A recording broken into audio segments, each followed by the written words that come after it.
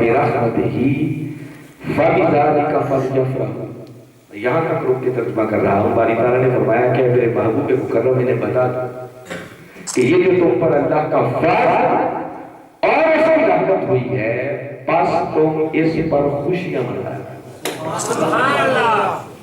تو کوئی سوچ کے کہہ سکتا ہے کہ جو آیت آپ نے میلاد پر خوشی کرنے کی دلیل کے طور پر پیش کی ہے، اس میں میلاد کا تو ذکر ہی کوئی نہیں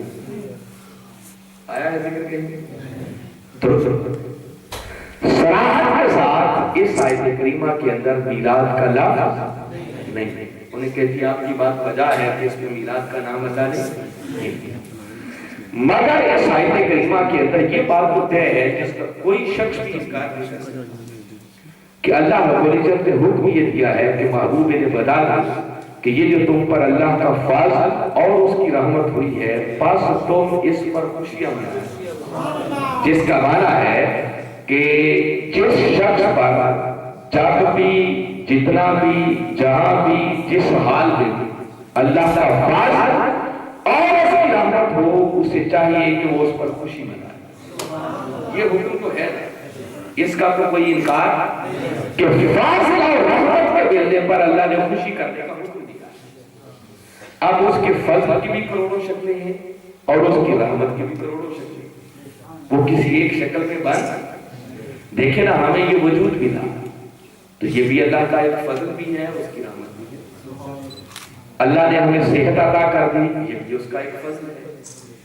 کسی کے پاس پیپر نہیں تھے یونان کے، اس کو پیپر مل گئے، یہ بھی اس پر اللہ کا فضل ہوگا۔ کسی کے پاس جاب نہیں تھی، کام نہیں تھا، اس کو کام مل گیا، یہ بھی اس پر اللہ کی رحمت ہوگی۔ کسی کے ہاں اولاد نہیں تھی، اللہ نے اولاد کی نعمت دے دی، یہ بھی اس پر اللہ کا فضل ہو گیا۔ کسی کے ہاں بیٹی کی نعمت نہیں تھی، اللہ نے بیٹی عطا کر دی۔ میرے آقا نے فرمایا البنون نعمت والبنات رحمت، فرمایا بیٹے اللہ کی نعمت ہیں اور بیٹیاں خدا کی رحمت۔ اس پر رحمت ہوگی۔ کوئی امتحان میں پاس ہو گیا، کامیاب ہو گیا، یہ بھی اس پر اللہ کا فضل اور اس کی رحمت ہوگی۔ تو یہ کروڑوں شکلیں بنتی ہیں یا نہیں بنتی؟ تو باری تعالیٰ نے حکم یہ دیا ہے کہ جس شخص کو جب بھی، جہاں بھی، جس حال کے بھی، جتنا اللہ کا فضل اور اس کی رحمت ملے، اسے چاہیے کہ وہ اس پر خوشیاں کرے۔ یہ اللہ نے حکم دیا ہے۔ اب حاضرین مکرم، حق اور سچ بات یہ ہے کہ اس کائنات کا سب سے بڑا فضل وہ خود ذات محمد مصطفیٰ اور اللہ کی سب سے بڑی رحمت وہ بھی وجود محمد مصطفیٰ۔ بلکہ حقیقت یہ ہے کہ اس کائنات کے اندر جس کو بھی اللہ کا فضل اور اس کی رحمت ملتی ہے، وہ تو ملتی ہی مصطفیٰ کے قدموں کے ساتھ۔ تو حاضرین مکرم، جب عام فضل اور رحمت کے ملنے پر اللہ نے خوشی کرنے کا حکم دیا ہے تو وہ ہستی جو اللہ کا سب سے بڑا فضل تھی، اس کی سب سے بڑی رحمت بھی ہوئی، اور ہر فضل اور رحمت ملتا ہی ان کے قدموں کے صدقے سے ہوئی، تو کیا اس نعمت کے ملنے پر خوشیاں نہیں ہونی چاہیے؟ کیا خیال ہے، ہونی چاہیے؟ تو اگر فضل اور رحمت پر خوشی کرنے کا حکم ہے تو تب بھی آقا کی ولادت والے دن خوشیاں کرنے کا حکم اس آیت سے۔ دوسری بات اس آیت کریمہ کے ذیل میں کرنا چاہ رہا ہوں، مفسرین کے نزدیک یہ طے شدہ ہوتا ہے اور یہ بات خود مولانا اشرف علی تھانوی نے بھی لکھی ہے کہ قرآن پاک کے اندر اگر کسی مقام پر فضل اور رحمت کا ذکر اکٹھا آ جائے، جیسے اس آیت کریمہ کے اندر باری تعالیٰ نے فضل کا نام بھی لیا اور اکٹھا آ گیا نا ایک ہی جگہ پر فضل اور رحمت کا ذکر، تو یہ مفسرین کا طے شدہ اصول ہے کہ اگر کسی مقام پر فضل اور رحمت کا ذکر اکٹھا آ جائے تو اس کا ارجح ترین معنی، مناسب ترین تفسیر، پہلی مراد وہ خود ذات محمد مصطفیٰ ہوتی ہے۔ اگر یہ اصول سامنے رکھ لیں تو آیت کریمہ کا معنی یہ بنا کہ باری تعالیٰ فرما رہے ہیں کہ پیارے انہیں بتا دو کہ یہ جو میری ولادت کی شکل میں، میرے وجود مسعود کی شکل میں تو اللہ کا فضل اور اس کی رحمت ہوئی ہے، بس تم میری اس آمد پر دل کھول کر خوشیاں منایا۔ یہ دوسرا معنی بن گیا۔ پھر حاضرین مکرم بعض لوگوں کے ذہنوں میں ایک خیال اور بھی آتا ہے، بعض اہل علم لوگ بیٹھے ہوں گے قرآن سے شک رکھنے والے اور تفاسیر کو پڑھنے والے، ایک غلط فہمی لوگوں کے ہاں ذہنوں میں یہ پائی جاتی ہے، وہ کہتے ہیں کہ یہ جو آیت کریمہ میں نے پڑھی ہے اس سے جو پہلی آیت ہے اس آیت کریمہ کے اندر اللہ رب العزت نے قرآن کا ذکر کیا، اور قرآن کی مختلف تفسیروں میں سے ایک تفسیر ہوتی ہے ربط بین الآیات، دو آیتوں کے درمیان جو ربط ہوتا ہے نا اس کو سامنے رکھتے ہوئے بھی ایک تفسیر کی جاتی ہے۔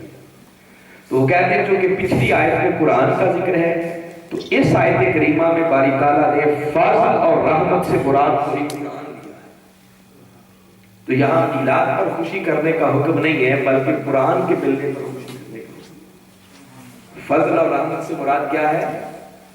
قرآن ہے، کیا ہے؟ کیونکہ پچھلی آیت میں قرآن کا ذکر آیا ہے، تو لہذا اس نسبت کو سامنے رکھے تو یہاں قرآن کے ملنے پر خوشی کرنے کا حکم، تو میلاد پر خوشی کہاں سے ہوگی؟ بجائے میں اس بات کو بھی انٹرٹین کرنا چاہ رہا،